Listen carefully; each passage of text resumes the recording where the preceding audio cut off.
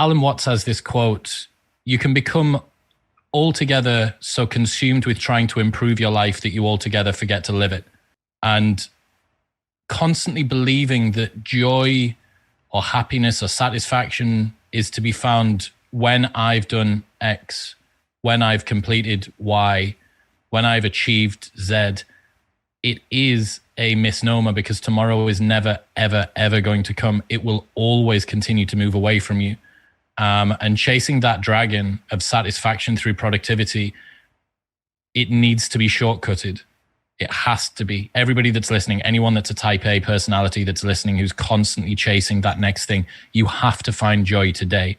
And it's hard. I know it's hard, because it feels like by giving yourself that pass to say that it's enough, to say that I'm satisfied, I'm happy, I'm grateful for the things that I've done. Our fear, our internal fear, is that it's going to demotivate us from continuing to be hungry to go and get it again, or to go and get it more. And that's wrong. That's not the way it works, because you're only ever going to achieve what you're going to achieve. And whether you decide to frame that as I've done well or I haven't done enough, it doesn't matter. And the line between being tough enough to motivate yourself to go forward and compassionate enough to be grateful for the things that you've done is far wider than most people realize. Mm-hmm.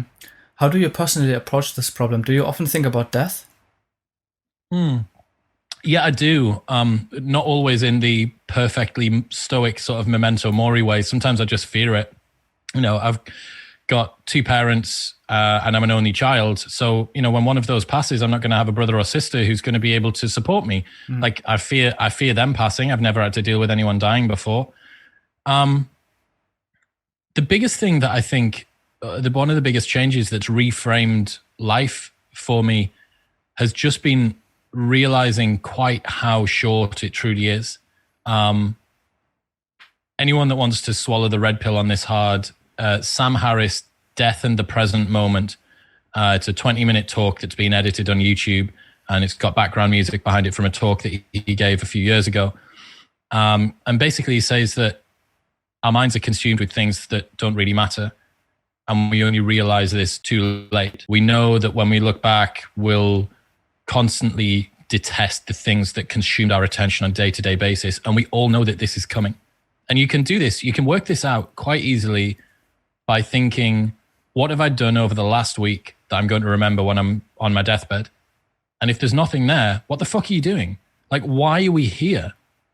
The only way, the only reason that we are here is to live a life that we, in retrospect, are grateful that we lived.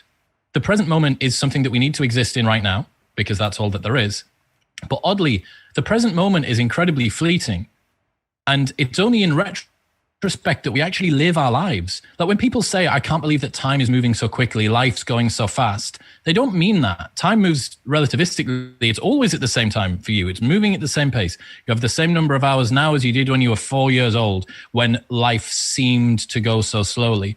What was the difference? It was the way that you framed your experience. It was a number of new, novel, and intense things that you did on a day-to-day basis. It was your learner's mind. It was the fact that you approached things with a beginner's sense.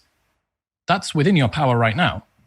You have the chance, the opportunity today, tomorrow, for the rest of your life to sink yourself into the moment-to-moment experience of whatever it is that you're doing.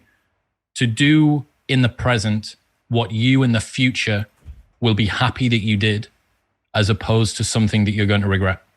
Yeah, that makes complete sense. I'm completely aligned with you here. How do you personally do that? Because you have this project that you're building, right? What is the life goal for you? What is your purpose on earth? What would you say? I got a good example for that. So we hit 100,000 subscribers on YouTube recently, and that was a goal that we've been working toward for a long time. And I sat down with my video guy, who's the only other person that's a part of this project, and we were talking about what are our goals for 2021. And immediately both of us fell into the quantifiable metrics of success, hedonic adaptation game. Or, well, if we can get to 250K by sort of October time, maybe that'll be 300 by December. And then that means that we've got a good chance of hitting 1 mil by by the end of 2022. And I'm thinking to myself, like, this isn't even 2021 and I'm planning about the thing I want by 2023. So I kind of like shook my head. It's like when sort of flies are around your head when you're away on a holiday and somewhere hot, and you kind of need to just get rid of them. These sort of ego-driven, base, very primitive thoughts. And I sat down with Dean again, had another conversation. I was like, man, like we should have one goal simply, and that is to produce the best quality videos and podcasts that we can. If all that we're doing is providing as much insight as we can on a week-by-week basis, the performance and everything else will look after itself. It doesn't matter. None of the other stuff matters. And I think that focusing, it's cliche to say, but for anyone that needs reminding of it, the process is all that matters. There is no destination. There is only the journey there in a very, very, very real way. If you don't know what I'm talking about, just Google hedonic adaptation and it will come up straight away. But you're not going to be satisfied when you reach the thing. You're going to feel satisfied on the way to the thing, and it's never, ever, ever going to change. So my goal is to provide the best insight that I can.